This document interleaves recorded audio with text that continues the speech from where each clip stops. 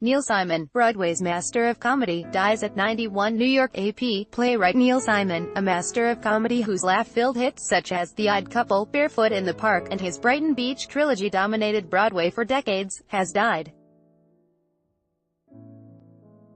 He was 91. Simon died early Sunday of complications from pneumonia surrounded by family at New York Presbyterian Hospital in Manhattan, said Bill Evans, his longtime friend and the Shubert Organization Director of Media Relations. Ad choice advertising and read invented by Teeds in the second half of the 20th century, Simon was the American theater's most successful and prolific playwright, often chronicling middle-class issues and fears. Starting with Come Blow Your Horn in 1961 and continuing into the next century, he rarely stopped working on a new play or musical. His list of credits is staggering.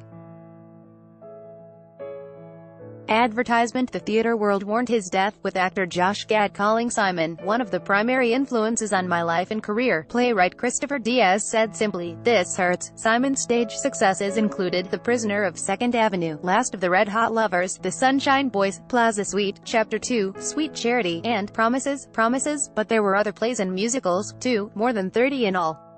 Many of his plays were adapted into movies and one, The Odd Couple, even became a popular television series.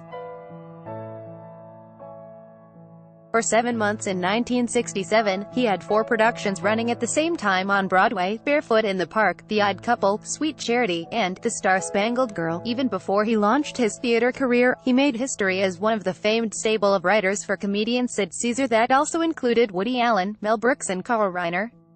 Simon was the recipient of 4 Tony Awards, the Pulitzer Prize, the Kennedy Center Honors, 1995, 4 Writers Guild of America Awards, an American Comedy Awards Lifetime Achievement Honor, and, in 1983, he even had a Broadway theater named after him when the Elvin was rechristened the Neil Simon Theater.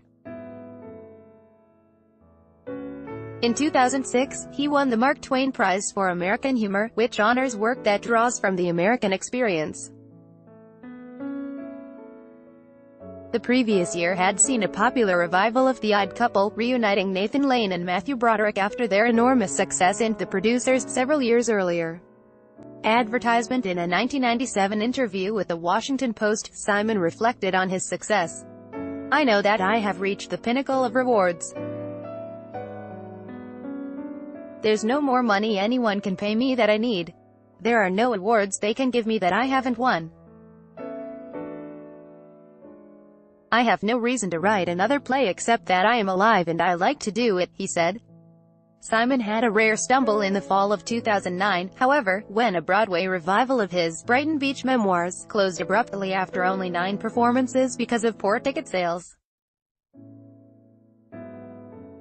It was to have run in repertory with Simon's Broadway Bound, which was also cancelled.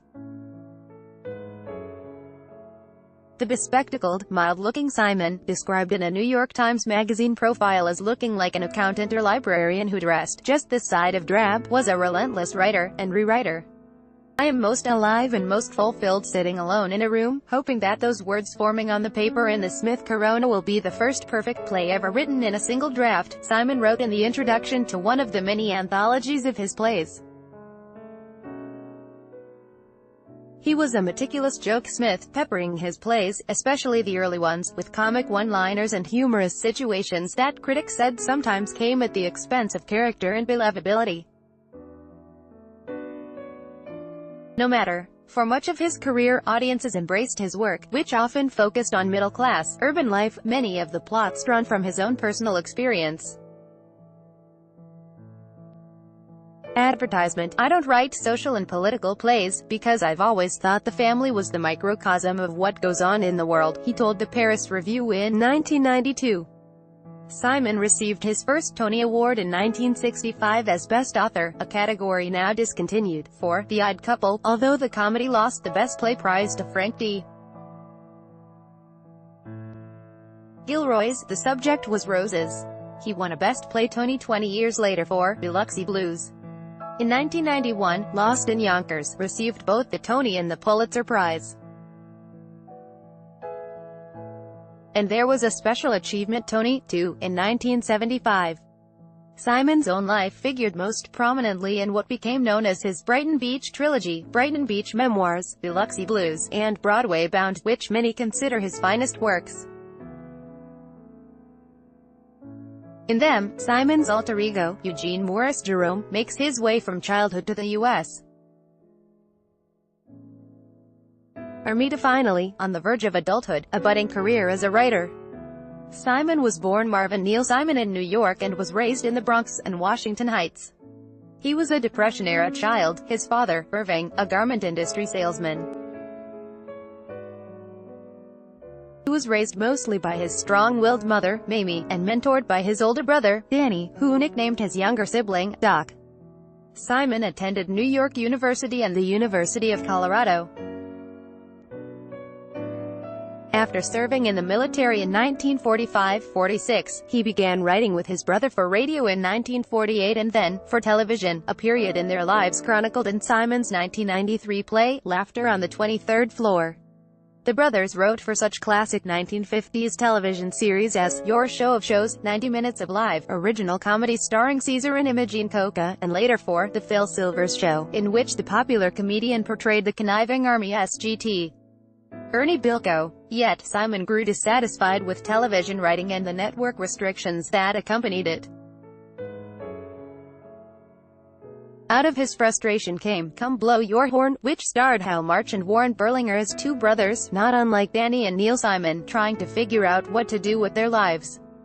The comedy ran for more than a year on Broadway. An audience member is said to have died on opening night. But it was his second play, Barefoot in the Park, that really put Simon on the map.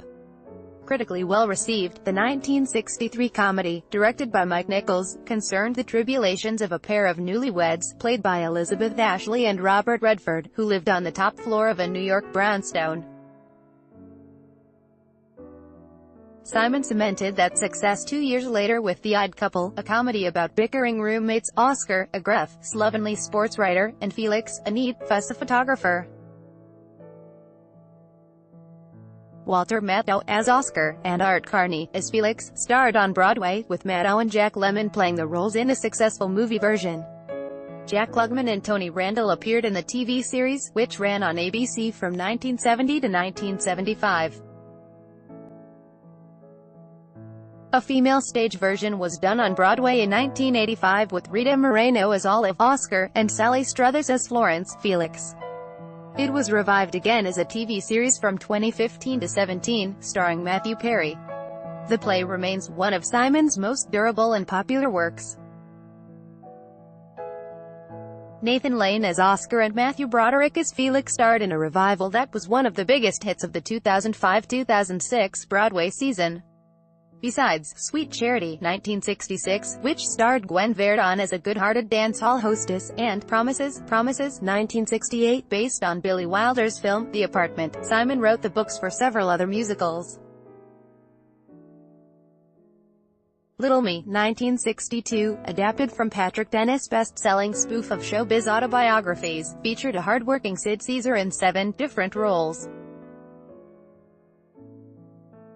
They're Playing Our Song, 1979, which had music by Marvin Hamlish and lyrics by Carol Baersager, ran for more than 2 years. But a musical version of Simon's movie, The Goodbye Girl, starring Martin Short and Bernadette Peters, had only a short run in 1993. Many of his plays were turned into films as well.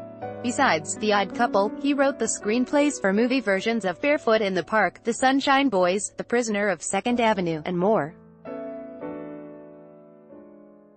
Simon also wrote original screenplays, the best known being The Goodbye Girl, starring Richard Dreyfuss as a struggling actor, and The Heartbreak Kid, which featured Charles Grodin as a recently married man, lusting to drop his new wife for a blonde goddess played by Sybil Shepherd. In his later years, Simon had more difficulty on Broadway.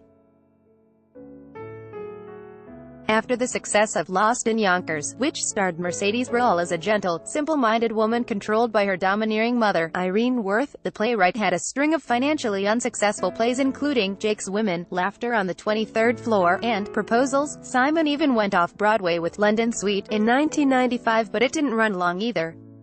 The Dinner Party, a comedy set in Paris about husbands and ex-wives, was a modest hit in 2000, primarily because of the box office strength of its two stars, Henry Winkler and John Ritter. A hit revival of Promises, in 2010 starred Kristen Chenoweth and Sean Hayes. Perhaps Simon's most infamous production was the critically panned Rose's Dilemma, which opened at Off-Broadway's non-profit Manhattan Theatre Club in December 2003. Its star, Mary Tyler Moore, walked out of the show during preview performances after receiving a note from the playwright criticizing her performance. Moore was replaced by her understudy. He wrote two memoirs, Rewrites, 1996, and The Play Goes On, 1999. They were combined into Neil Simon's memoirs. Simon was married 5 times, twice to the same woman. His first wife, Joan Boehm, died of cancer in 1973, after 20 years of marriage.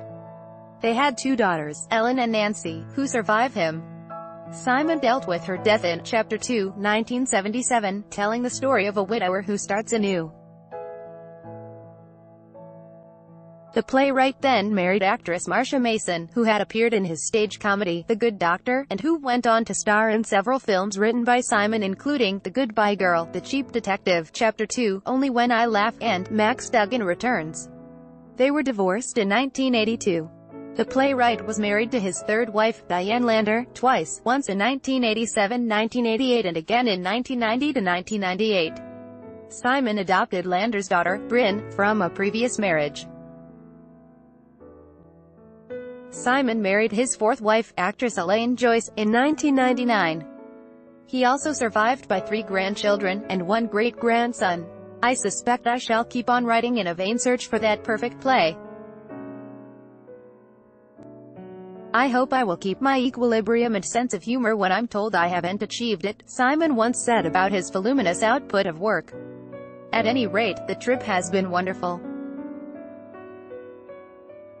As George and Ira Gershwin said, they can't take that away from me, _____ Kennedy is at http://twitter.com/KennedyTwits by Taboola sponsored links promoted links you may like home away 15 awesome Bali villas cheaper than a Singapore taxi ride home away on Stanford American International School how overseas school trips benefit your child Stanford American International School unda the newspaper Mkhian did not want Trump at his funeral the newspaper unda the Straits Times Mathather responds to financiers' accusations the Straits Times unda Babel this app will have you speaking a new language in 3 weeks Babylando Hitachi cancer therapy system that is less invasive.